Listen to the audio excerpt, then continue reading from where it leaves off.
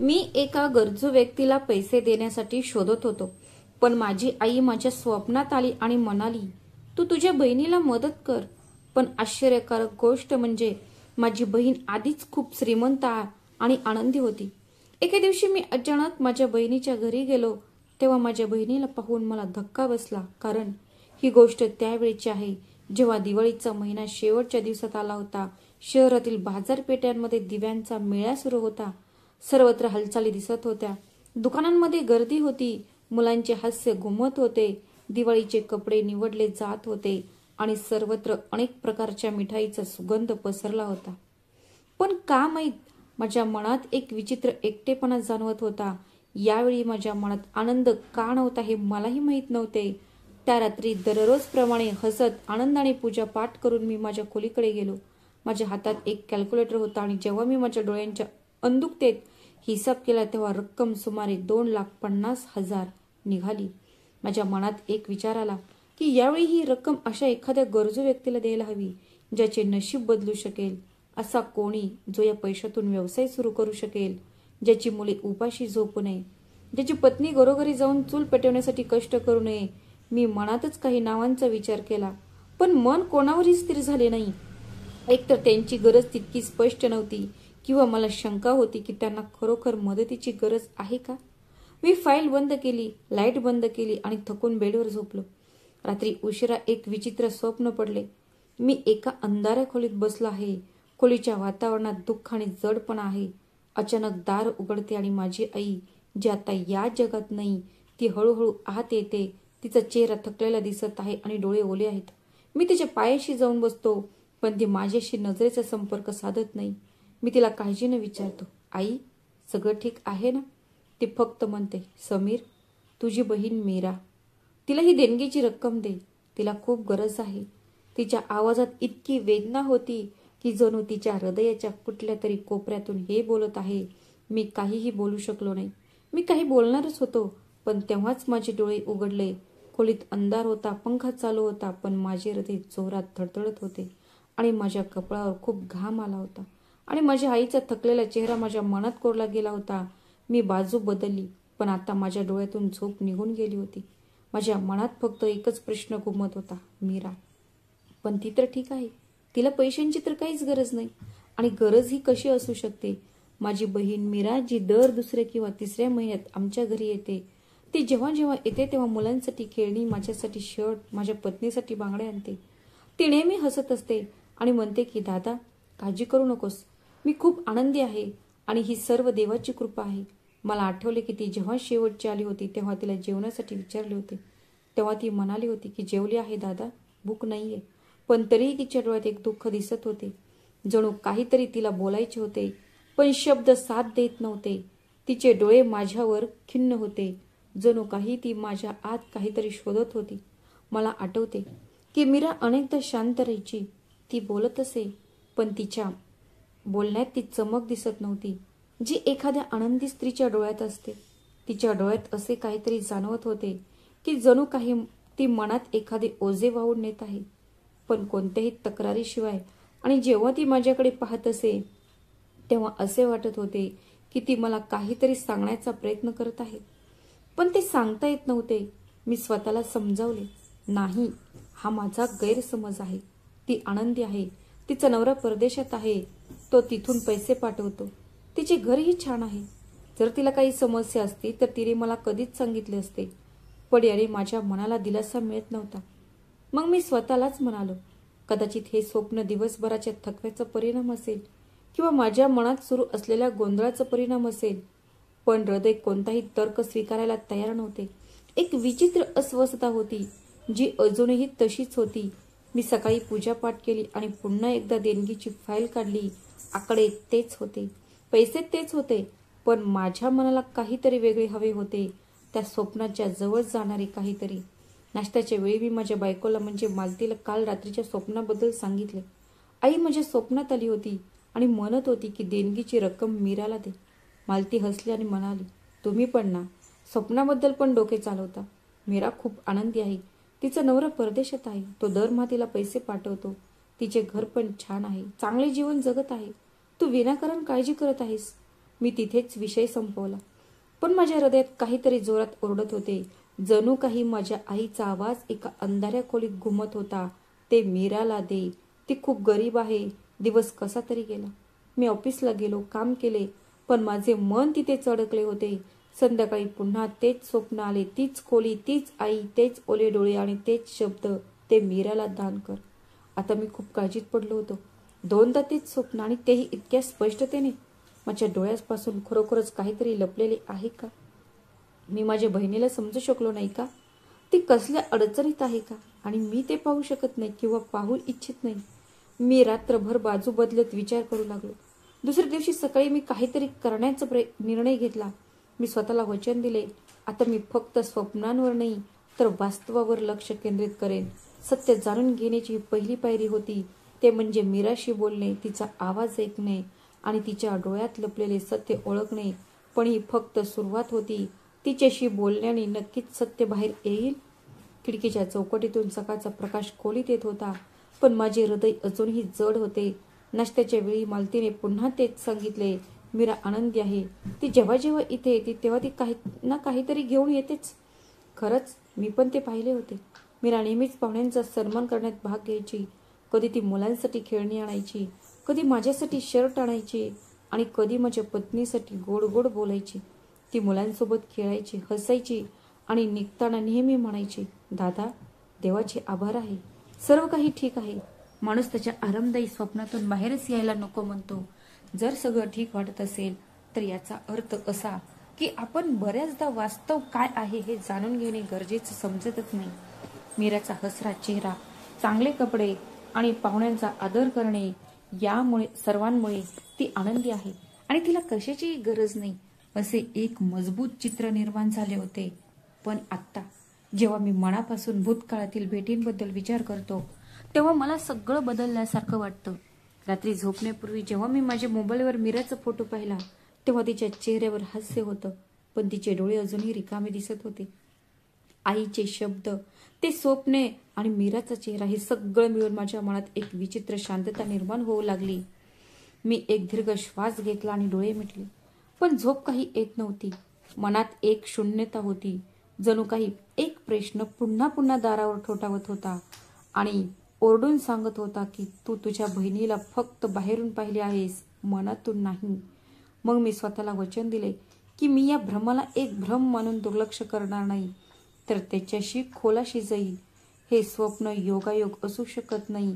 आईच्या डोळ्यात अश्रू, बोलताना तिचा थरथरणारा आवाज आणि मीराची शांतता, हे सर्व काहीतरी ओरडून सांगत होते. मी ठरवले की आता सत्य कळेपर्यंत मी स्वस्थ बसणार नाही. आणि सत्य कधीच सोपे नसते. रात्र खूप झाली होती. खोलीत इतकी शांतता पसरली होती की भिंतींनाही श्वास रोखल्यासारखे वाटत होते. मी बेडवर पडून छताकडे पाहत होतो. झोप तर माझ्या डोळ्यांपासून मैलो दूर होती. माझे हृदय अजूनही दिवसभराच्या विचारांमध्ये गुंतलेले होते.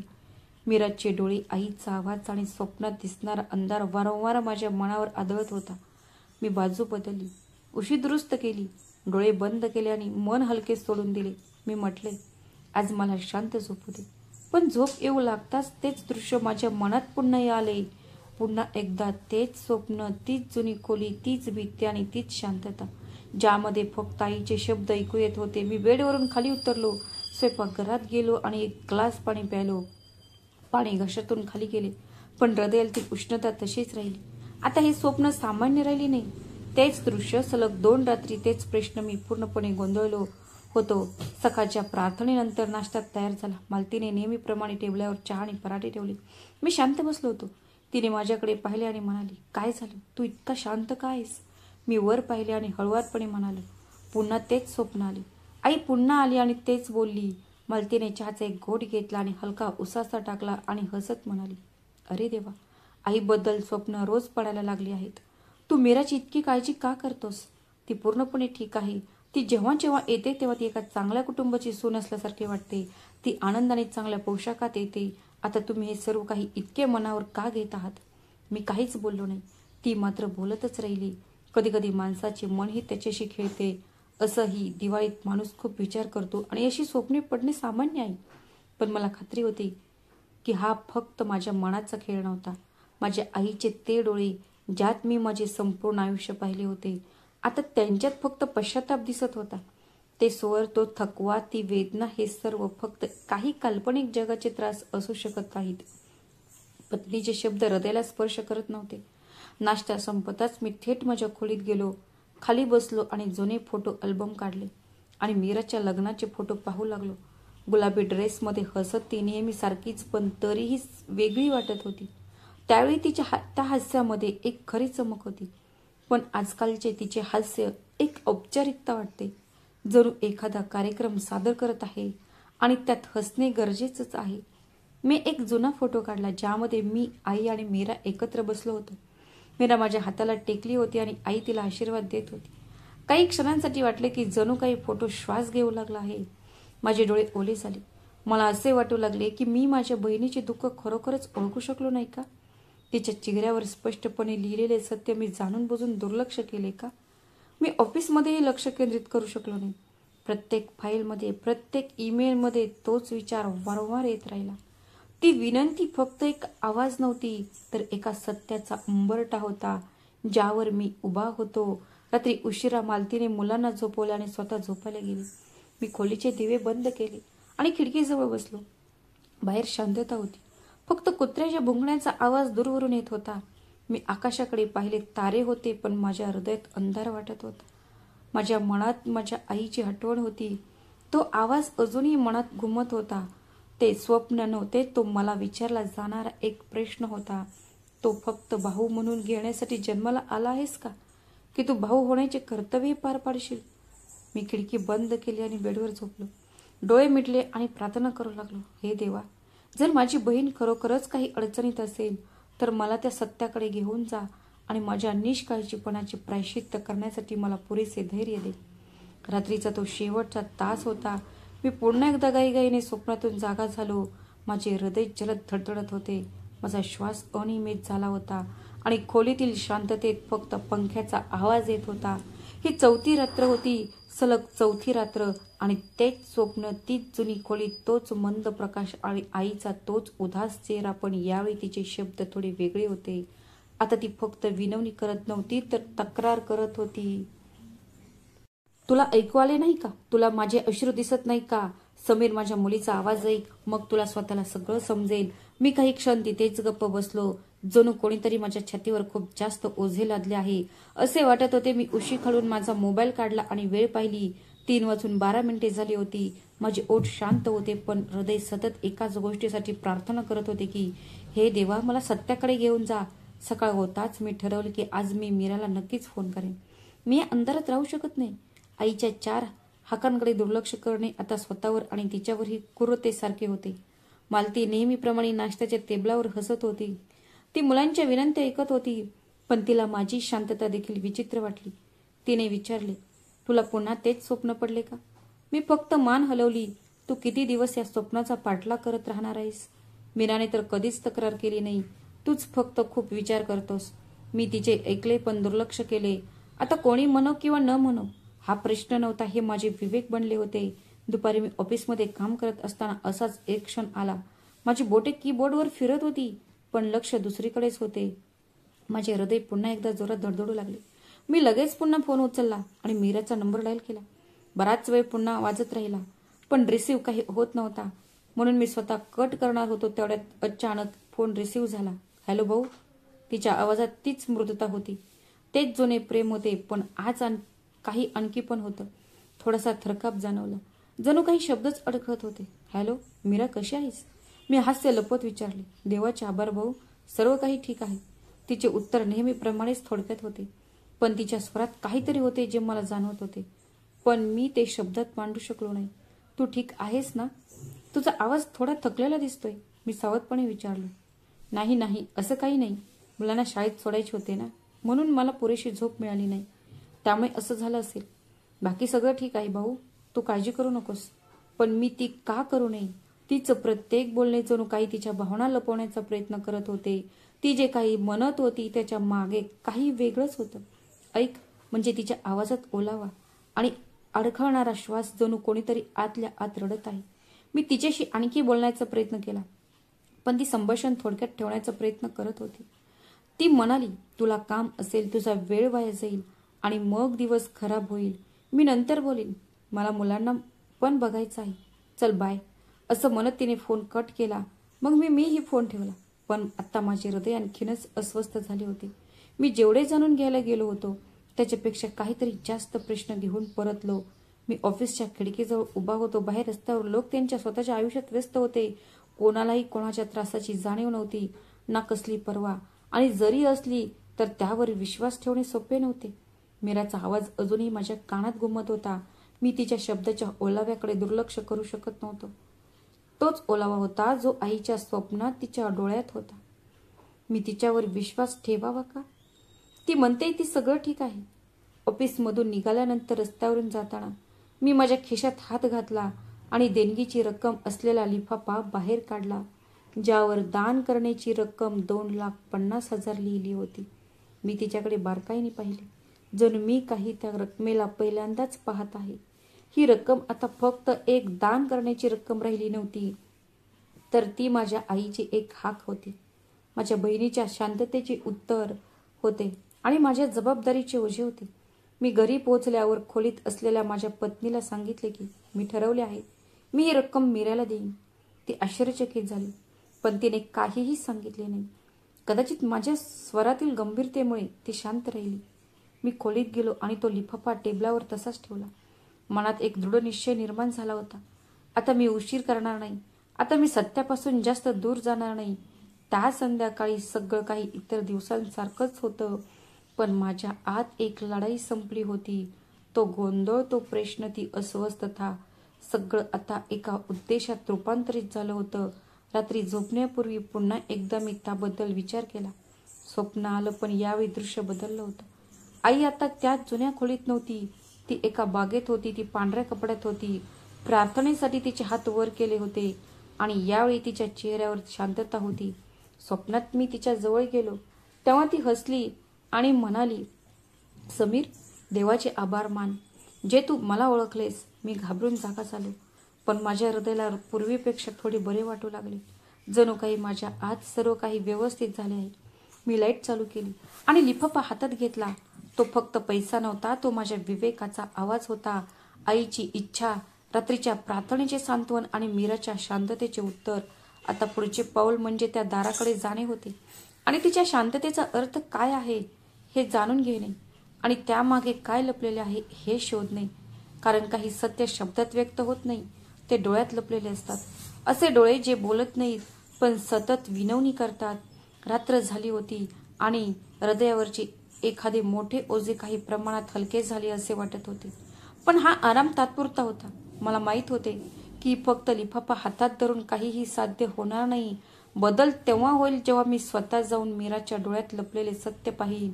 दुसऱ्या दिवशी सकाळी मी शांतपणे नाश्ता केला. मालतीला माझी परिस्थिती समजली होती. कदाचित पहिल्यांदाच ती कोणताही प्रश्न न विचारता म्हणाली, चला आज मीराच्या घरी जाऊया, तुमच्या मनालाही शांती मिळेल. मी फक्त मान हलवली. कोणताही वाद नव्हता, ना कोणता गोंधळ. माझ्या मनात एक मूक प्रार्थना होती, फक्त सत्य उघड होवो. वाटेत शांतता होती. शहरातील रस्ते गर्दीने गजबजलेले होते. लोक दिवाळीच्या तयारीत व्यस्त होते. प्रत्येक दुकानांबाहेर लांब रांगा होत्या, पण माझ्या हृदयाचे जग पूर्णपणे रिकामे होते. प्रत्येक रस्ता, प्रत्येक वळण फक्त एकाच ठिकाणी घेऊन जात होते, ते म्हणजे मीराच्या दाराकडे. जेव्हा आम्ही त्या कॉलनीत पोहोचलो तेव्हा माझे हृदय जोरात धडधडू लागले. मी गाडी थांबवली. माझ्या पत्नीने तिचा दुपट्टा दुरुस्त केला आणि आम्ही दोघेही हळूहळू घराकडे निघालो. पोहोचताच आम्ही तिचे दार वाजवले आणि काही क्षणांनी मीराच्या सासूबाईंनी प्रेमळ हास्य देऊन दार उघडले. ती पूर्वीसारखीच होती. चेहऱ्यावर एक तेज होते आणि जिभेवर गोड बोल होते. समीर बाळा, वा, आणि वहिनी सोबत आहे का? या आत या. आम्ही आत गेलो. घर स्वच्छ होते. जमिनीवर नवीन कार्पेट होते. भिंतीवर नवीन रंग होता आणि खोलीत एअर फ्रेशनरचा सुगंध येत होता. बाहेरून ते एक पूर्ण आणि आनंदी घरासारखे दिसत होते. थोड्या वेळाने मीराही आत आली. तिने हलक्या रंगाचे कपडे घातले होते. तिचे केस व्यवस्थित बांधलेले होते आणि तिच्या ओठांवर हलके हास्य होते. नमस्ते भाऊ वहिनी, ती हळुवारपणे म्हणाली. माझ्या पत्नीने तिला मिठी मारली आणि मी तिला आशीर्वाद दिला. आम्ही ड्रॉइंग रूममध्ये बसलो आणि चहा, बिस्किटे आणि नाश्त्याची व्यवस्था केली गेली. मीराची दोन्ही मुले येऊन जवळ बसली. स्वच्छ कपडे हातात, चॉकलेट आणि चेहऱ्यावर निरागस हास्य. माझ्या पत्नीने मीराला मुलांच्या शाळेबद्दल विचारले आणि ती हलक्या हस्ताने उत्तर देत राहिली. सर्व काही सामान्य दिसत होते. कोणत्याही अडचणीचे संकेत देणारे काहीही नव्हते. पण माझे हृदय दुःखाने भरलेले होते. मी अजूनही अस्वस्थ होतो. ती शांतपणे मीराकडे पाहत होते. तिचे शब्द, तिची शैली, बाहेरून सर्व काही ठीक दिसत होते. पण तिचे डोळे काहीतरी वेगळेच सांगत होते. एक काळी चमकणारे ते डोळे आता त्यांचा ओलावा लपवण्याचा प्रयत्न करत होते. ती माझ्याशी बोलताना डोळ्यांचा संपर्क साधत नव्हती. उलट ती खाली पाहून उत्तर द्यायची. तिच्या आवाजात एक विचित्र थकवा होता, जो ऐकणाऱ्यालाही थकवत असे. मालतीने माझा खांदा हलवला आणि हळुवारपणे म्हणाली, बघ, सगळं ठीक आहे ना? ती आनंदी आहे आणि मुलेही ठीक आहेत. हो. ती थोडी काळजीत होती. मी तिचे बोलणे ऐकले, पण माझे मन तिच्यावर विश्वास ठेवण्यास तयार नव्हते. कधी कधी फक्त डोळेच सत्य सांगतात, चेहरा नाही. मीराचे वारंवार कौतुक होत होते. मुलांना वाढवण्यात तिने केलेले कष्ट स्पष्ट दिसत होते. तिने घराची काळजी खूप चांगल्या प्रकारे घेतली होती. मी फक्त सहमत होत राहिलो. माझ्या हातात कप होता, पण त्याची चव कुठेतरी हरवली होती. तिच्या प्रत्येक वाक्यात काही खोल दुःख लपवण्याचा प्रयत्न होत होता.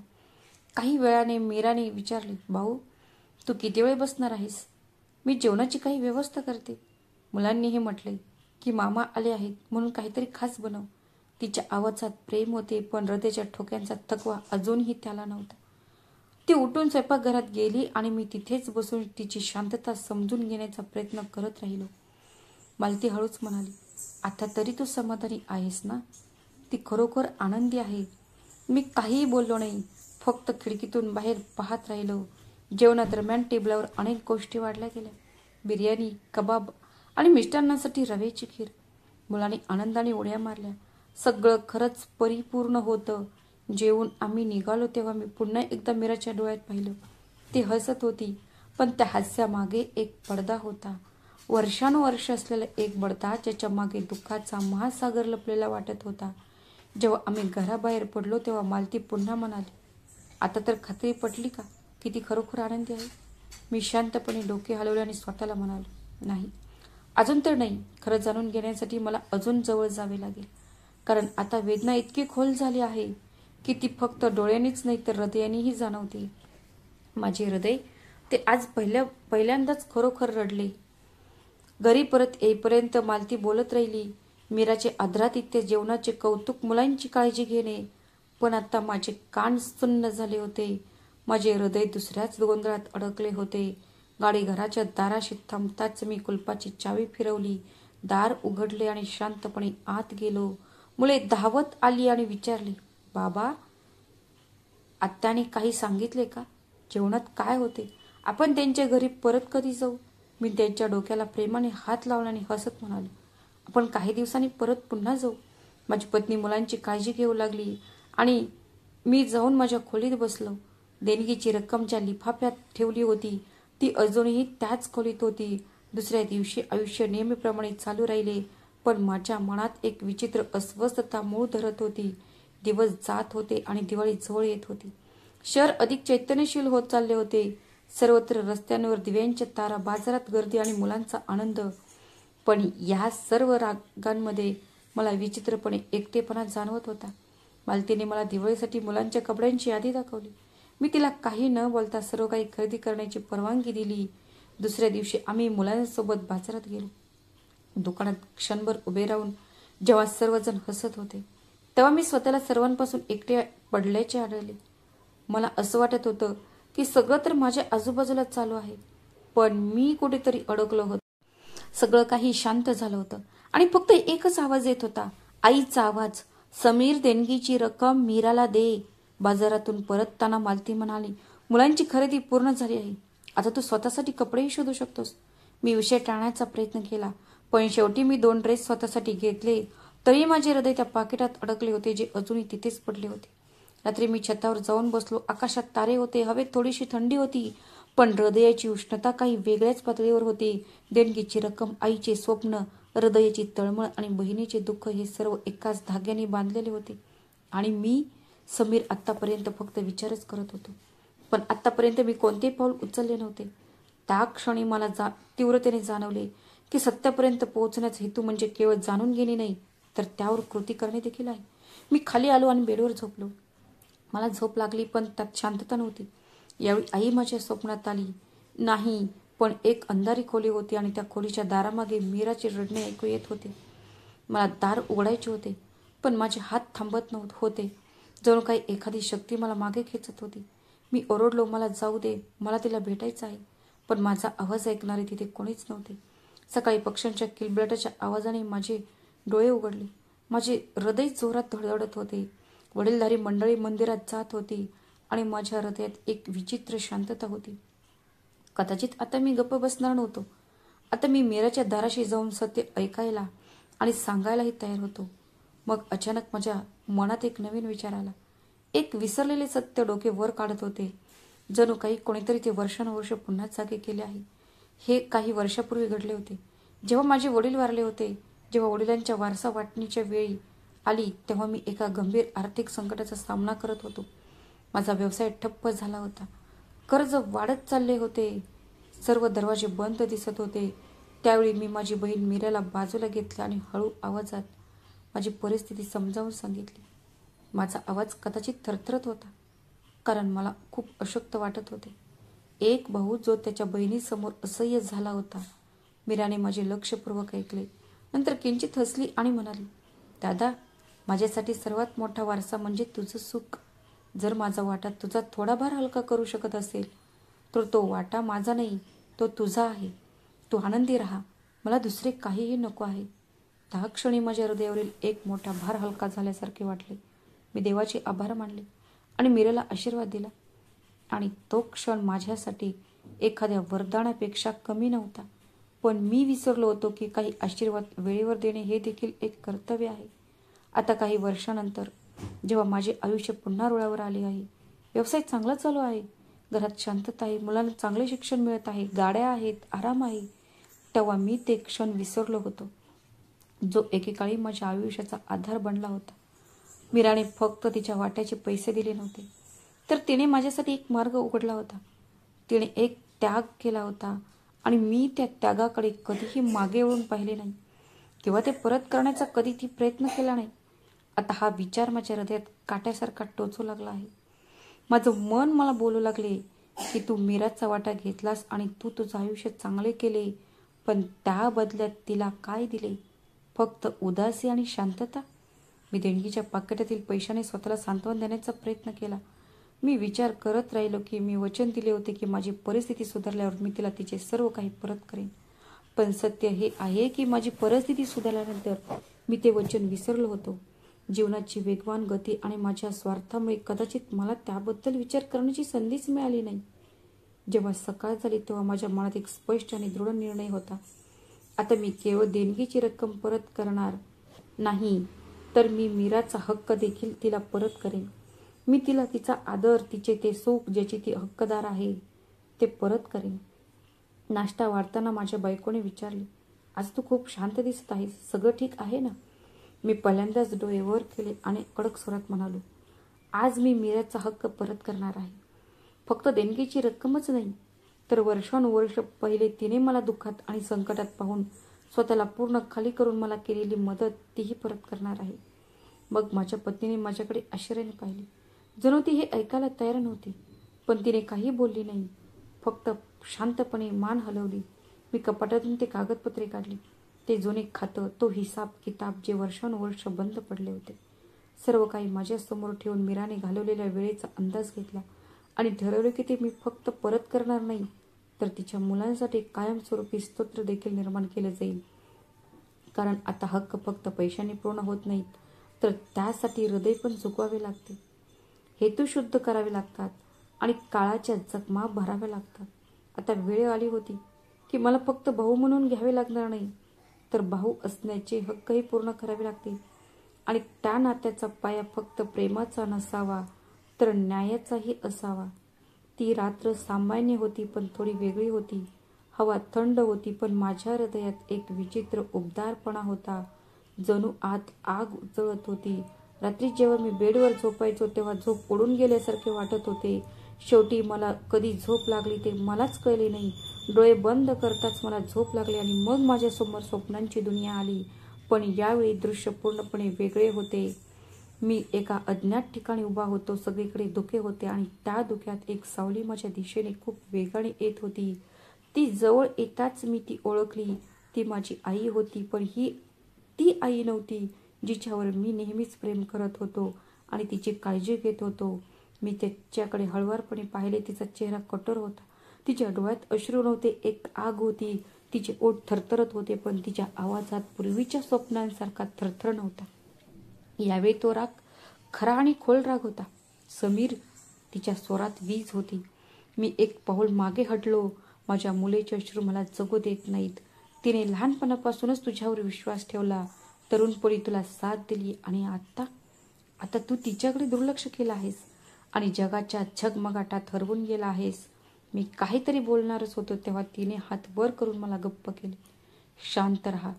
तू माझ्या मुलीला डोळ्यासमोर शांतपणे तुटताना पाहिलेस आणि काहीही केले नाहीस. तू तिचा वाटा उचललास, तिच्या शांततेला कमकुवतपणा समजलास आणि आता फक्त एक लिफाफा देऊन तुला वाटते की तू सगळं परत केलंस. जणू काही माझी जीभ काम करणं बंद केलं होतं. मी फक्त रडू आणि विनवणी करू शकत होतो. मी तिच्या पायाशी बसलो. आता माझ्या डोळ्यातून अश्रू वाहू लागले. आई, मी चुकीचा होतो. मी माफी मागतो. मी सगळं परत करेन. मी तिची आणि तुमचीही माफी मागतो. पण आईचा चेहरा कठोरच राहिला. मी तोंड फिरवत निघून गेली आणि म्हणाली, जेव्हा ती रोज रात्री ब्लँकेटखाली लपून रडायची तेव्हा हा पश्चाताप का झाला नाही? जोपर्यंत तू तुझ्या बहिणीच्या डोळ्यातील अश्रू पुसत नाहीस तोपर्यंत मी तुला माफ करणार नाही. आईचा आवाज ऐकू आला आणि दुसऱ्या क्षणार्धात सगळं नाहीसं झालं. मी घाबरून उठलो. माझं हृदय इतकं वेगाने धडधडत होतं की ते आता छातीतून बाहेर पडेल काय असं वाटत होतं. माझा श्वास नियंत्रणाबाहेर गेला होता. माझं कपाळ घामाने भिजलं होतं आणि माझे हात थरथर कापत होते. खोलीत अंधार होता, पण माझ्या आतला अंधार त्याहूनही जास्त खोल होता. मी दोन्ही हातांनी माझा चेहरा झाकला. जणू त्या लाजेने मला माझा चेहरा लपवायचा होता, जो आता पूर्णपणे ताकदीने माझ्या समोर आला होता. माझी आई माझ्याशी अशा स्वरात पहिल्यांदाच बोलली होती. ते एक स्वप्न होते, पण त्या स्वप्नातील सत्याने माझी संपूर्ण वास्तव हादरवून टाकले. आता फक्त माझा विवेकच नाही तर माझ्या आईचा रागही माझ्यासोबत होता. मला समजले होते की हा तिचा राग तोपर्यंत जाणार नाही जोपर्यंत मी माझ्या बहिणीला तिचा उजवा हक्क, जो तिने वर्षानुवर्ष माझ्या विश्वासात सोडला होता, तो मी देणार नाही. जोपर्यंत हा राग संपणार नाही. मी उठलो आणि प्रार्थना केली आणि साष्टांग दंडवत घालून खूप रडलो. कदाचित माझ्या आयुष्यात पहिल्यांदाच मी इतक्या मनापासून प्रार्थना केली होती. मी मागितले होते की हे देवा, मला माफ कर. मी माझ्या आईचा, माझ्या बहिणीचा, सर्वांचा विश्वास तोडला आहे. आता मला पुरेसे धैर्य दे जेणेकरून मी अनावश्यकपणे माझे मानलेले सर्व काही परत करू शकेन. त्याच क्षणी माझ्या हृदयात एक विचित्र प्रकाश निर्माण झाला. जणू कोणीतरी आत दिवा लावला आहे. आता सगळं स्पष्ट झालं होतं. गोंधळ उरला नव्हता. सकाळचा प्रकाश खोलीत येऊ लागला. पक्षी किलबिलाट करत होते, पण माझ्या आत एक लढाई संपली होती. ती माझे कपडे बदलले, जुना लिफाफा उचलला आणि त्यासोबत अजून एक दुसरा लिफाफा तयार केला. त्यात मीराच्या वाटेची पूर्ण रक्कम होती. आता वेळ आली होती की आईचा राग आणि माझ्या बहिणीच्या वेदना दूर करण्याची आणि तिच्या डोळ्यातील अश्रू पुसण्याची. त्याच भावनेने मी ऑफिसला निघालो. वाटेत मी विचार करत राहिलो की मीराशी कसे बोलावे. वर्षानुवर्ष दाबून ठेवलेले सत्य मी तिला कसे सांगावे. माझी पावले आपोआप तिच्या घराकडे वळण्यासाठी तयार झाली. पण त्या क्षणी मग एक महत्त्वाची मीटिंग आली. मी स्वतःला म्हणालो, मी आज संध्याकाळी सगळं तिच्याकडे सोपवणार. ऑफिस नंतर मी माझ्या नेहमीचा मार्ग न घेता लांबचा मार्ग निवडला. माझे मन अस्वस्थ होते आणि कदाचित मला शांततेत माझा अंतर्गत गोंधळ दूर करायचा होता. सिग्नलवर गाडी थांबली तेव्हा मला गाडीसमोरील फुटपाथवर बसलेली बाई दिसली. तिने फाटलेल्या दुपट्ट्याने तिचा चेहरा झाकला होता.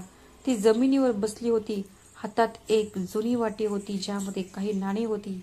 कदाचित काळाच्या प्रकोपाने तिला थकवले होते असे तिचे स्वरूप दिसत होते. हलके पण तिचे डोळे जड होते. माझे हात आपोआप माझ्या खिशात गेले आणि मी एक नोट काढली आणि गाडीच्या खिडकीतून तिच्याकडे हात केला. नोट वाटीत ठेवण्याऐवजी तिने ती दोन्ही हातांनी धरली. तिने आकाशाकडे पाहिले आणि हळू आवाजात म्हणाली, देव तुला सुरक्षित, सुख आणि शांती देव. मी आश्चर्याने तिच्याकडे पाहत राहिलो. तिच्या आवाजात एक विचित्र स्वर होता, पण तो खरा होता. पण माझ्या हृदयाला स्पर्श करणारी गोष्ट म्हणजे तिचे डोळे, त्यात तोच ओलावा, तोच थकवा, तीच लपलेली वेदना जी तिच्या डोळ्यात दिसत होती. त्याने मला मीराच्या डोळ्यांची आठवण करून दिली. क्षणभर माझे हृदय थरथरले. मी त्या महिलेकडे अधिक बारकाईने पाहिले. तिचे कपडे जुने होते, पण तिच्या चेहऱ्यावर दिवाळीच्या आशेची एक झलक दिसली. आणि त्या डोळ्यांना पाहून असे वाटले की जणू काही क्षणांसाठी मी मीराकडे पाहत आहे. सिग्नल हिरवा झाला. गाड्यांचे हॉर्न वाजायला लागले आणि जणू काही मी स्वप्नातून जागा झालो. मी गाडी पुढे नेली, पण माझं हृदय तिथेच थांबलं. संपूर्ण मार्गात ती भिकारी, तिच्या प्रार्थना, ती डोळे माझ्या डोळ्यांसमोर फिरत राहिले. संध्याकाळ होताच मी लगेच मीराला फोन केला. तिचा आवाज नेहमीसारखाच सामान्य होता. जणू आत्ता मला ती सामान्यता समजली होती. काही औपचारिक बोलण्यानंतर मी हळुवारपणे विचारले, मीरा, सगळं ठीक आहे का ना? आज माझं मन खूप अस्वस्थ होतं. काही क्षण शांतता होती. मग ती हसली आणि म्हणाली, देवाचे आभार भाऊ, सगळं ठीक आहे. तुम्ही काळजी का करताय? पण मला त्यात तोच ओलावा, तीच थरथर, तोच दबलेला उसासा जाणवत होता. आता ती माझी बहीण नव्हती, तर एक पात्र बनली होती, जी पुन्हा पुन्हा तेच दृश्य साकारत होती. सर्व काही ठीक आहे, सर्व काही ठीक आहे. पण आता हे वाक्य ऐकून मी गप्प बसणार नव्हतो. मीरा, मी उद्या येत आहे. मला काही एक महत्त्वाच्या गोष्टीबद्दल तुला बोलायचं आहे.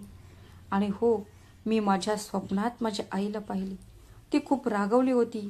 ती पूर्णपणे गप्प झाली. जणू काही तिने असे काहीतरी ऐकले आहे जे तिला वर्षानुवर्ष पहिले ऐकायचे होते. मग श्वास घेण्याचा एक मंद आवाज आला. जणू काही झटक्यानंतर पहिल्यांदाच कोणीतरी श्वास घेतला असेल. ठीक आहे भाऊ, तू ये. फोन डिस्कनेक्ट झाला. पण माझ्या मनात आधीच एक वादळ उठले होते. आजची ती भिकारीण आणि मीराचा आवाज, सगळं एकमेकांशी जोडलं जात होतं. माझ्या मनात एकच विचार वारंवार येऊ लागला, ती बाई, ती भिकारीण, ती माझी मीरा असू शकते का? ती खरोखरच माझी मीरा तर नव्हती ना? हे कसं शक्य आहे? तिचा श्वास, तिची मुले, ते घर, हे सगळं खरं असू शकतं का? ती फसवणूक होती का? ती फक्त एक ढोंग होतं का? माझे हात थरथर कापू लागले. मी पुन्हा ते 2 लिफाफे बाहेर काढले. आता तो पडदा फाडून सत्याला समोर जाण्याची वेळ आली होती, जे वर्षानुवर्ष माझ्यासमोर असूनही माझ्यापासून लपलेले होते. मला मीराशी नाही तर स्वतःशीच सत्य बोलायचे होते. आणि हे सत्य फक्त शब्दात व्यक्त करता येत नाही, ते पावलांनी व्यक्त करता येते, चांगल्या हेतूने आणि डोळ्यांनी केले जाते. उद्या मी तिथे जाणार आहे, पण यावेळी फक्त एक भाऊ म्हणून नाही, तर एका गुन्हेगाराच्या रूपात. मी माझ्या बहिणीकडून हिसकावून घेतलेलं सुख परत करणार आहे. दिवसभर माझ्या मनात एकच प्रश्न घोळत राहिला, ती भिकारीण खरोखर मीरा आहे का? मी जेवढा जास्त तो विचार टाळण्याचा प्रयत्न करत होतो, तो तितकाच डोक्यात येत होता. त्याला मी डोक्यातून काढू शकलो नाही. संध्याकाळ होऊ लागली तसतसे माझे हृदय वेगाने धडधडू लागले. मी 2 लिफाफे खिशात ठेवली. माझी गाडी काढली आणि थेट मीराच्या वस्तीकडे निघालो. वाटेत प्रत्येक चेहरा, प्रत्येक सावली मला ओळखीची वाटू लागली. मला प्रत्येक गरिबीत मीराची प्रतिमा दिसू लागली.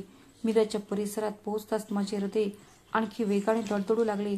मी स्वतःवरच नियंत्रण गमावू लागलो.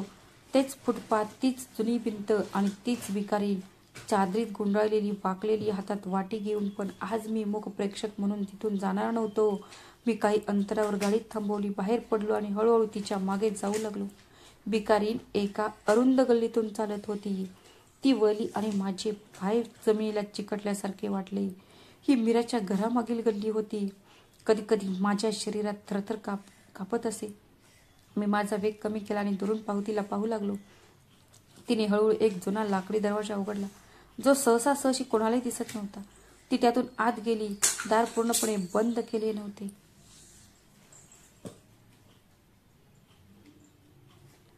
माझा श्वास थांबला होता. मी हळूहळू दारापाशी पोहोचलो आणि पायाने आत गेलो. तिथे जे दृश्य मी पाहिले ते पाहून माझा आत्मा हादरून गेला. मीरा, माझी बहीण, तिथे बसली होती. ती भिकारी झाली होती. ती फाटलेली जुनी कपडे घालून आली होती. तिचा चेहरा चादरीने झाकलेला होता. ती जमिनीवर बसून रडत होती. तिचा मुलगा तिच्या समोर बसला होता. त्याचे गाल धुळीने माखले होते. त्याच्या डोळ्यात भूक होती आणि त्याच्या आवाजात असह्यता होती. मी माझी नजर खाली करू शकत नव्हतो. आई, यावेळीही दिवाळीला डाळ रोटी असेल का? मीराने तिला मिठी मारली, केसांमध्ये चेहरा लपवला आणि म्हणाली, धीर धर बेटा. देवा, कृपया आमची परिस्थिती बदल. माझ्या डोळ्यातून अश्रू वाहू लागले. मी घाबरलो आणि दाराबाहेर पडलो. जणू माझे हृदय थांबेल असं वाटत होते. ही तीच मीरा होती जी माझ्या मुलांसाठी भेटवस्तू आणायची आणि प्रत्येक वेळी मला हसून भेटायची. सर्व काही ठीक आहे ना भाऊ? ही तेच म्हणायची. ही तीच मीरा होती जिच्याबद्दल माझी पत्नी म्हणाली होती तिला माझ्याशी काही फरक पडत नाही, काही कमी नाहीये. पण वास्तव असे होते की ती भिक्षा मागून आपल्या मुलाला डाळरोटी भरवत होती. दिवाळीच्या दिवशी माझ्या पायात जीव नसल्यासारखे वाटत होते. मी भिंतीला टेकून तिथे बसलो होतो. मला तो क्षण आठवला जेव्हा तिने तिचे वारसा हक्क मला हस्तांतरित केले होते. त्यावेळी ती तेच म्हणाली होती, भाऊ मला काहीही नको आहे, फक्त तू आनंदी राहा. पण प्रश्न असा होता, मी आनंदी कसा राहू शकतो? तिची शांतता, तिचे अश्रू, तिचे त्याग सर्व काही चिरडून टाकणारे होते. ते 2 लिफाफे माझ्या खिशात होते, पण तिच्या वेदना कशा भरून काढता येतील? काही वेळाने मी दार ठोठावले. आत काहीतरी होते. काही क्षण शांतता होती. मग दार थोडे उघडले. मीराने मला पाहिले. तिचा चेहरा फिकट पडला होता. ती घाबरून मागे सरकली, पटकन चादर सरळ केली आणि जुने कपडे लपवू लागली. भाऊ तुम्ही? ती काही बोलण्यापूर्वीच मी आत गेलो. मला पाहून तिची मुलं अश्रूंनी भरलेल्या डोळ्यांनी त्याच्या आईच्या मागे लपले. मीरा पुन्हा पुन्हा काहीतरी बोलण्याचा प्रयत्न करत होती, पण शब्द तिच्या तोंडून येत नव्हते. मी तिला बसण्याचा इशारा केला. आता काहीही बोलू नकोस मीरा, मला सगळं कळतंय. तू खूप काही लपवलंस, पण तुझ्या डोळ्यांनी सगळं सांगितलं. ती ढसाढसा रडू लागली. मी तिच्या बाजूला जाऊन बसलो. माझा हात तिच्या खांद्यावर होता. मी ते ठेवले आणि हळूवारपणे म्हणालो, मी तुझ्या स्वप्नात तुझा गुन्हेगार म्हणून येत राहिलो. मला वाटत राहिले की हे सर्व फक्त हृदयाचा गैरसमज आहे, पण आता माझे डोळे उघडले आहेत. मीरा, हा तुझा हक्क आहे, तो हक्क जो तू भावाच्या प्रेमासाठी बलिदान दिलास. आता मी तो परत करायला आलो आहे. मी तिच्या समोर 2 लिफाफे ठेवले. देणगीचे पैसे आणि वारशाचा वाटा, हे सर्व तुझं आहे. आणि आता तुला हे फक्त मिळणार नाही तर सन्मानाने जगण्याचा अधिकारही मिळेल. मीरा काहीच बोलू शकली नाही. तिच्या डोळ्यातून वाहणारे अश्रू तिच्या जखमांची भाषा बनले. खोलीच्या शांततेत फक्त रडण्याचा आवाज होता आणि माझ्या माफीची साक्ष. कारण त्या दिवशी मी मीराच्या घरी फक्त एक भाऊ म्हणून गेलो नव्हतो. मी एक माणूस म्हणून तिला तिचे जीवन, तिचे हक्क आणि तिची स्वप्ने परत करण्यासाठी गेलो होतो. खोलीतील शांतता अजूनही रडण्याने प्रतिध्वनित होती. मीराच्या डोळ्यातून वाहणारे अश्रू तिच्या वर्षानुवर्षांच्या वेदना सांगत होते. मी तिच्या समोर बसलो होतो, एखाद्या गुन्हेगारासारखा जो सर्वस्वाचा दोषी होता. कळल्यानंतरही मला शब्द सापडत नव्हते. बोलण्यासाठी खूप काही होते, पण आता सगळं निरर्थक वाटत होतं. मीराने थरथरत्या आवाजात विचारले, तुला कधी कळलं? मी हळुवारपणे उत्तर दिले, त्या दिवशी जेव्हा तू स्वतः तुझ्या जागी उभा होतास आणि भिकारी नव्हतीस. मी तुला त्याच्या डोळ्यात पाहिले. मीराने डोळे मिटले. तिने चादरीत चेहरा लपवला. जणू काही वर्षानुवर्ष लपलेलं रहस्य उघड झाल्यानंतर तिच्या डोळ्यातून लाज डोकावू लागली होती. मी तिचा हात हळुवारपणे धरला. आता सर्व काही संपले आहे. आता तुला लपण्याची किंवा त्रास सहन करण्याची गरज नाही. आता तुझा भाऊ जागा झाला आहे. ती रडत रडत म्हणाली, जणू काही ती वर्षानुवर्ष कोणाला तरी तिची कहाणी सांगणार आहे. माझे पती परदेशात गेले तेव्हा सर्व काही ठीक होते. सुरुवातीला दरमहा पैसे येत असत. आम्ही फोनवर बोलत असो. नंतर हळूहळू अंतर वाढू लागले.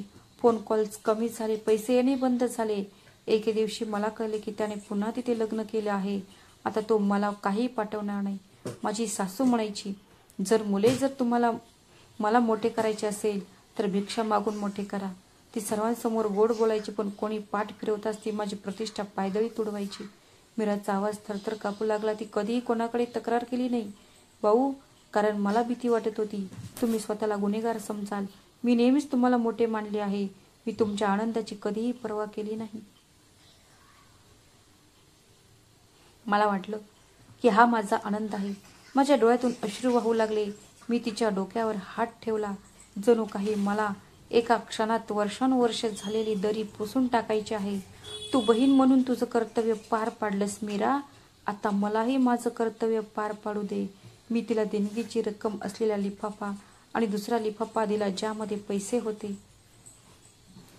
ती तिच्या वारशाच्या वाटेची पूर्ण देणगी होती. मी म्हणालो, हे सर्व तुझं आहे आणि शेवटचं नाही तर पहिलं पाऊल आहे. मी तुझ्यासाठी एक वेगळं घर घेईन. मुलांच्या शिक्षणाची पूर्ण व्यवस्था करेन. तुला पुन्हा कधीही भीक मागावी लागणार नाही. हे माझे वचन आहे आणि वचन फक्त तोंडी नाही तर माझ्या विवेकाचा निर्णय आहे. मित्रांनो, मीराने लिफाफा हातात घेतला पण तिचे अश्रू आवरता आले नाहीत. आई जिवंत असती तर तिने हे सर्व पाहिले असते. तिचे हृदय थंड झाले असते. ती बडबडली, मी आकाशाकडे पाहिले, जणू काही क्षमा मागत आहे. आईने मला 4 स्वप्नांमध्ये जागे केले होते. 5व्या वेळी ती रागवली आणि निघून गेली. पण तिचे प्रत्येक स्वप्न, प्रत्येक रागाने माझे डोळे उघडले. खोली मुलांच्या निष्पाप रडण्याने भरली होती, जे आत्तापर्यंत जेवताना त्याच्या आईच्या चेहऱ्याकडे पाहत असत. मी त्यांना माझ्या मिठीत घेतले, त्यांना मिठी मारली आणि म्हणालो, हा शेवटचा दिवस आहे जेव्हा तुमचे हात रिकामे असतील. पुढच्या दिवाळीत तुम्ही नवीन कपडे घालाल, चांगले जेवण खाल. तू जेवले का? मीराने मान टेकवली. कदाचित मी आभार मानत होती, कदाचित तिच्या आईच्या आत्म्याला वंदन करत होती. मी उठलो आणि निघताना दारातून वळलो आणि म्हणालो, आता मला तुझ्या डोळ्यात तो जुना ओलावा पाहायचा नाही मीरा. आता तू फक्त एक बहीण नाहीस, तू एक आई आहेस, एक सन्मान आहेस आणि सर्वात महत्त्वाचं म्हणजे एक माणूस आहेस. तुझी प्रत्येक वेदना माझी होती, ज्याकडे मी वर्षानुवर्ष दुर्लक्ष केले. आता त्या सर्व माझ्या आयुष्याचा एक भाग बनतील. जेव्हा मी बाहेर गेलो तेव्हा आकाश निरभ्र होते. एक मंद थंड वारा माझ्या चेहऱ्याला स्पर्शला. जणू कोणीतरी हृदयावर हात ठेवून म्हटले आहे, क्षमा मागितली, कथा संपली. पण सत्य हे आहे, दान हे फक्त काही नाण्यांचे नाव नाही, तेही असे आहे, धर्मदाय म्हणजे फक्त काही नाणी नाहीत ती. तर मित्रांनो, ही आजची कथा होती. या कथेबद्दल तुमचे काय मत आहे ते आम्हाला कमेंट बॉक्समध्ये सांगा. जर तुम्हाला कहाणी आवडली असेल तर व्हिडिओला लाईक करा आणि चॅनलला सबस्क्राईब करा आणि हाईप करायला विसरू नका.